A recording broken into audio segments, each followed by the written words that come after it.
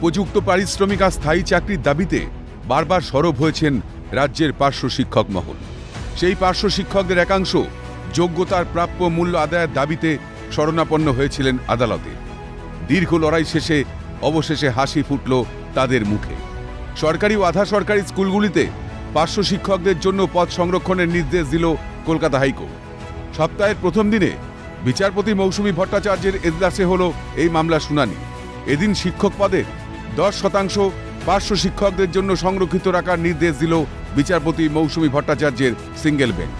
আগামী দিনে প্রাথমিক শিক্ষা পর্ষদকে সেই সংরক্ষণকে দিতে হবে মান্যতা, এমনকি টেট পাস চাকরি প্রার্থীদেরও 10% সংরক্ষণের নির্দেশ মেনেই নিয়োগ দিতে হবে বোর্ডকে, এমনটাই জানায় আদালত।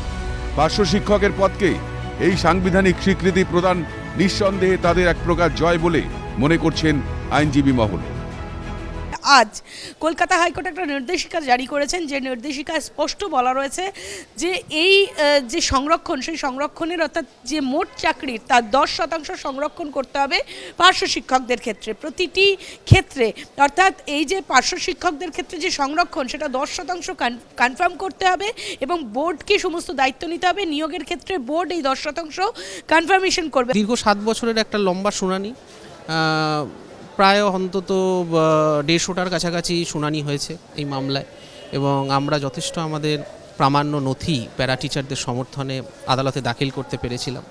তাই জন্য হয়তো এই সংরক্ষণের সুবিধাটা এবং এই সংরক্ষণটাকে হয়তো মহামান্য কলকাতা হাইকোর্টের আইনি স্বীকৃতি এবং তার সাংবিধানিক বৈধতা এবং রাজ্য সরকারের নীতি নির্ধারণ প্যারা টিচারদের জন্য সর্বশিক্ষা মিশনের আওতায় সেটাকে স্বীকৃতি দিল, সেটাকে বৈধ করলো, এবং হ্যাঁ, এটা একটা বড় জয়।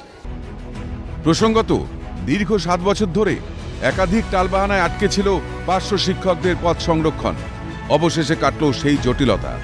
আদালতের নির্দেশানুসারে 14,339টি শূন্য পদের মধ্যে পার্শ্ব শিক্ষকদের জন্য বরাদ্দ থাকবে 14,033টি চাকরি।